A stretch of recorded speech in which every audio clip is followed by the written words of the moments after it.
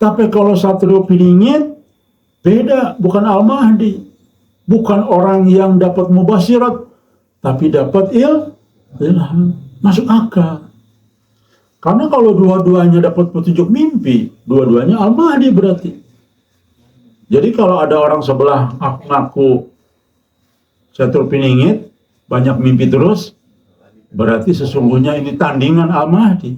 Bagian dari petunjuk, serat, ramalan Jayabaya, Wangsit, itu petunjuk.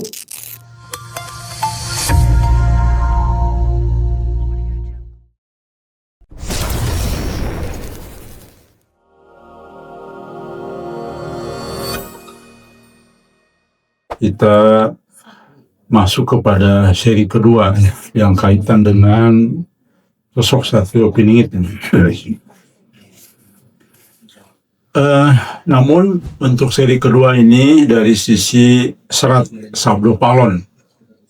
Kalau kemarin lebih kepada Wangsit Siliwangi, yang kedua ini dari sisi Sabdo Palon, dan kalau ada waktu langsung ke Jayabaya ya. Baik, kenapa kita Majelis Gajah kan bertauhid murni? Kenapa kok membahas kaitan dengan yang dianggap oleh masyarakat ramalan ya, Jayabaya? Rekan sekalian di rumah, ternyata setelah kami cari tahu dari sisi konsep Islam juga dari banyak pengetahuan, ternyata Wangsit itu adalah petunjuk. Bukan ramalan seperti peramal, pakai tarot, pakai segala macam, bukan. Wangsit itu petunjuk ilahi. Kalau bahasa zaman dulu, Sang Hyang dan sebagainya lah, istilah-istilah penyebutan. Jadi itu adalah petunjuk, baik dalam bentuk ilham maupun mimpi. Itulah Wangsit. Dan kita, Majelis Gajah, juga terus menyuarakan tentang Wangsit dari Allah, yaitu mubasyirat. Jadi hanya bahasa saja sebut. Nah ini untuk mengklirkan supaya teman-teman paham bahwa justru kita harus angkat ini sebagai suatu hal yang penting di dalam hal apa?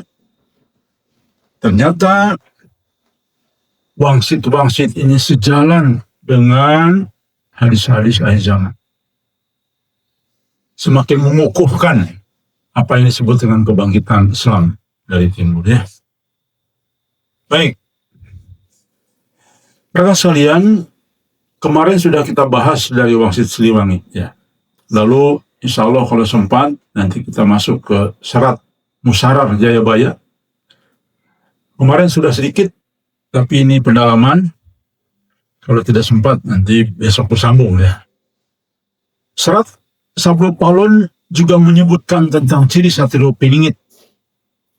Walaupun sedikit, tetapi cukup membuat kita semakin yakin bahwa sosok ini memiliki hampir kesamaan. Ya, Wangsit Siliwangi kan dari Sunda, sedangkan Sabdo Palon kan bahasa Kejawaan, jadi ini ada kemiripan. Salah satu bait dari Sabdo Palon yang menyebutkan ciri Satrio Piningit, ya, tertulis. Nah ini bahasa Jawa, tapi saya langsung terjemahkan ke dalam bahasa terjemahannya. Jadi Sang Prabu yang berkuasa saat ini dikasih tahu bahwa kelak akan ada seorang di daerah Pulau Jawa ini yang disebut dengan orang tua oleh para pengikutnya, ya, sebagai orang tua, baik bijak maupun guru ruhaninya yang bersenjatakan ilmu pengetahuan. Dialah yang diasuh oleh Sabdo Palon.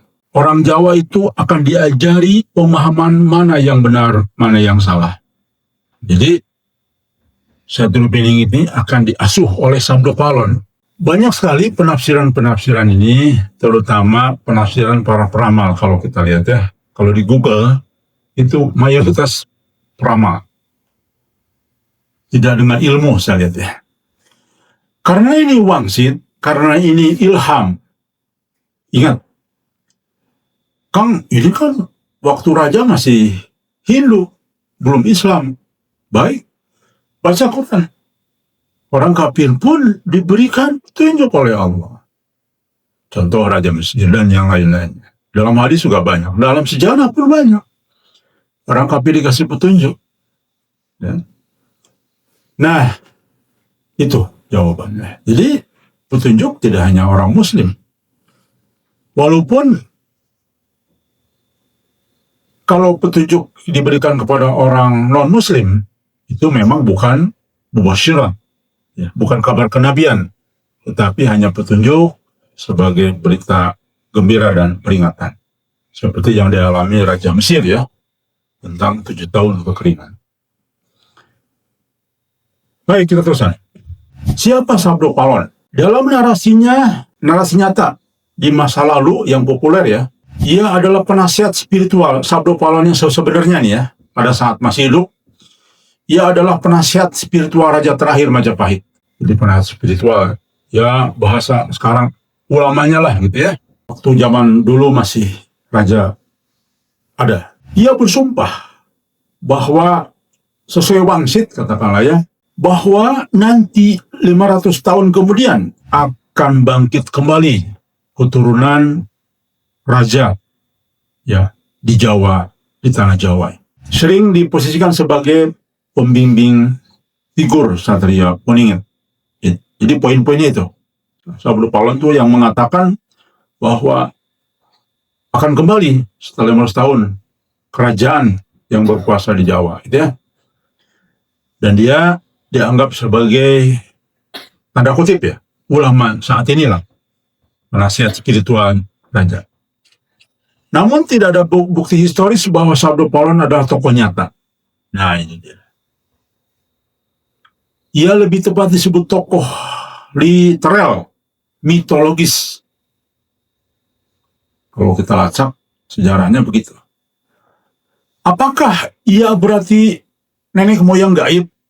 Ya zaman dulu kan yang gaib-gaib dihubungkan dengan nenek moyang. Padahal yang gaib bisa dari jin, bisa dari Allah dan sebagainya ya. Dalam tradisi kejawen, ya. Jadi orang kejawen tuh siapa Sabdo Palon? Ya gaib. Nenek moyang, roh nenek moyang yang membimbing gitu, kira-kira ya. Itu kalau bahasa kejawennya. Sering dipahami begitu. Tetapi secara akademik, Sabdo Palon adalah simbol. Nah ini dia. Kalau dari sisi akademik ya. Ia melambangkan ruh peradaban lama. Spirit tanah Jawa atau kesinambungan budaya pra-Islam. Apa artinya? Dalam teks seperti serat Sabdo Palon, disebut bahwa calon pemimpin disebut akan diemong Sabdo Palon. Jadi Satria Piningit itu di dalam musyarar ini, bahwa dia akan dibimbing, diemong, diarahkan oleh Sabdo Palon. Nah, sudah mulai ngerti kan? Jadi Sabdo Palon itu gaib. Kalau bahasa Islami apa? Ilham. Atau mimpi. Atau ya. Bagaimana jika Sabdo Palon adalah ilham itu sendiri? Ah, ini dia masuk ya. Apa itu ilham dalam Islam? Dalam Islam, ilham adalah bisikan atau inspirasi yang Allah tanamkan di hati seseorang. Ini sesuai dengan surat Quran As-Syam ayat 8. Maka Allah mengilhamkan kepada jiwa itu jalan kefasikan atau ketakwaan. Nah inilah disebut Sabdo Palon. Jadi hampir semua menerjemahkan Sabdo Palon itu sosok nyata manusia. Ternyata setelah kita ditinjau dari perspektif tafsir Islam dan didekatkan dengan pengertian-pengertian zaman raja zaman dulu, jadi Sabdo Palon itu insya Allah adalah bimbingan langsung dari Allah dalam bentuk ilham. Ya. Ilham bukan wahyu, tidak maksum, bisa salah, betul. tidak mengikat orang lain, dan tidak punya otoritas syariat. Ilham hanyalah petunjuk agar jangan salah arah. Tetap petunjuknya Quran dan hadis. Tetapi buktinya kalau hanya berpijak kepada Quran dan hadis, hari ini sudah ada 73 golongan besar umat Islam. Terbukti kan? Di mana setiap golongan ada ahlinya, ada profesor doktornya, ada kiainya, ada syekhnya. Tapi kalau hanya berbentuk membaca teks Quran dan hadis, terbukti. Dan ternyata ada ribuan aliran. Jadi satu golongan terpecah-pecah lagi, begitu ya. Bikin lagi aliran baru, bikin lagi masa baru, dan sebagainya. Jadi intinya fungsi Sabdo Palon adalah bimbingan dari Allah langsung kepada Satrio Piningit, ya. Tapi menjadi masuk akal rekan sekalian. Ada yang bisa menjelaskan? Menjadi masuk akal penjelasan dari sisi Islami. Justru penjelasan dari para peramal saat ini yang ada, ya, itu tidak masuk akal. Tidak akan pernah ketemu. Aneh terjemahan. Tapi ketika kita mencoba pendekatan Islami, ya, kaidah Islam, justru semakin masuk akal. Ada yang bisa jawab? Sama sesungguhnya fungsinya seperti Al-Mahdi. Al-Mahdi itu tidak membaca teks kitab, tetapi mendapat pesan mubasyirat langsung dari Allah, yang fungsinya adalah untuk menerjemahkan banyak, entah penafsiran, entah petunjuk, entah apapun, kabar gembira yang tertulis. Ya, itu Al-Mahdi, makanya disebut Al-Mahdi. Orang dapat petunjuk. Mana petunjuknya? Ada. Tapi kalau Satrio Piningit beda, bukan Al-Mahdi, bukan orang yang dapat mubasyirat, tapi dapat ilham. Masuk akal. Karena kalau dua-duanya dapat petunjuk mimpi, dua-duanya Al-Mahdi berarti. Jadi kalau ada orang sebelah ngaku Satrio Piningit, banyak mimpi terus, berarti sesungguhnya ini tandingan Al-Mahdi. Sebab di dalam kaidah ini jelas Sabdo Satrio Piningit dibimbing oleh Sabdo Palon. Lebih masuk akal, lebih bisa dipahami ketika kita pendekatan dengan kaidah Islam. Wajar dan harus dengan kaidah Islam. Mengapa? Karena ini bagian dari petunjuk. Serat ramalan Jayabaya, Wangsit, itu petunjuk, ya. Walaupun zaman dulu dianggap petunjuk leluhur, istilahnya saja, karena zaman dulu kan belum bertauhid murni Islam, zaman kerajaan zaman dulu, ya. Tapi juga ada Jayabaya, kan ada kerajaan Islam juga. Begitu ya teman-teman sekalian. Insya Allah teman-teman sudah mulai memahami. Dan insya Allah yang berpendapat seperti ini, insya Allah saya nyari kemana-mana belum ada.